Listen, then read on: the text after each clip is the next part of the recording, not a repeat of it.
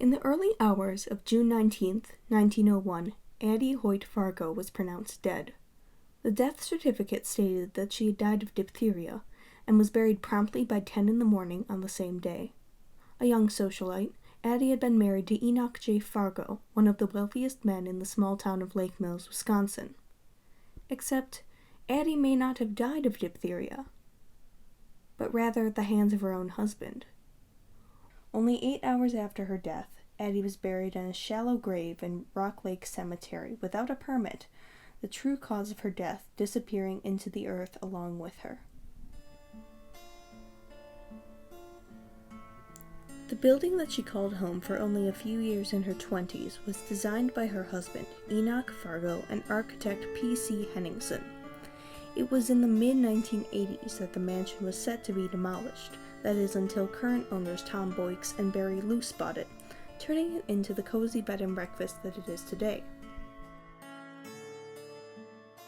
As is often the case with small-town folklore, the details of Addie's death have been altered and stretched over the years, making it increasingly difficult to discern what exactly happened to her in the middle of the night. The story was first brought to light in 1983 by Mary Wilson in her book, A History of Lake Mills. Wilson is the granddaughter of Enoch Fargo, basing much of the information in her book concerning the Fargos around her mother's knowledge. According to Wilson, Enoch shot Addie in the head in the middle of the night, blaming her death on the recent illness. The doctor was called shortly after, her death certificate was filled out, and by 10 in the morning, Addie Hoyt Fargo was buried.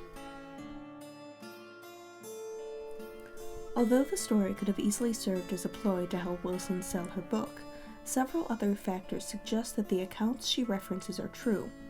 For one thing, the burial was lacking a permit, and even stranger, the attending physician mentioned no cases of diphtheria in Jefferson County in his report to the state. Addie was buried wearing none of her jewelry, and no funeral service was held for her. 7 months after her death, Enoch remarried Maddie Hoyt, who had been Addie's nurse during her short bout of illness. Despite having the same last name, the two women were not related. Enoch's quick decision to re-wed certainly comes off as odd, seeing as how in the Victorian era, the proper mourning period for a widower was an entire year. Enter Rosemary Thornton. In 2011, while going through old family photos and letters, Thornton came across a picture of a woman she didn't recognize.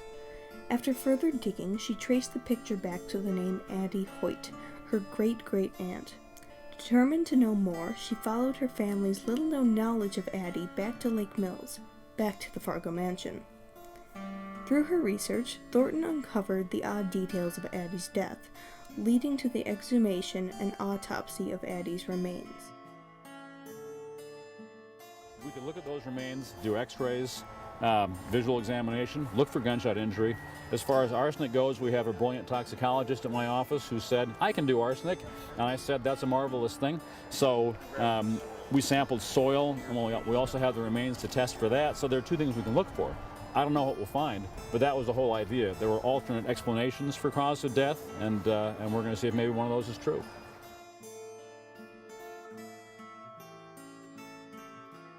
The town, of course, buzzed with gossip and new stories.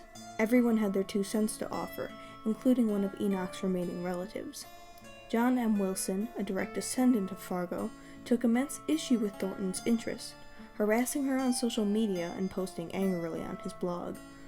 Why exactly Wilson was so hell-bent on defending Fargo is puzzling, to say the least. The exhumation revealed what little was left of Addie, and still the autopsy continued. After reconstructing the partial skeleton, the team of doctors hired by Thornton found no evidence of foul play. Granted, they were examining remains over 100 years old. Due to the age of the remains, doctors could not rule out a gunshot wound, nor could they certify that the cause of death was diphtheria. As for where Addie is now, Thornton had her remains cremated and brought back with her to her home in Virginia. In Rock Lake Cemetery, Addie's headstone still remains, right alongside the man who may have ended her short life.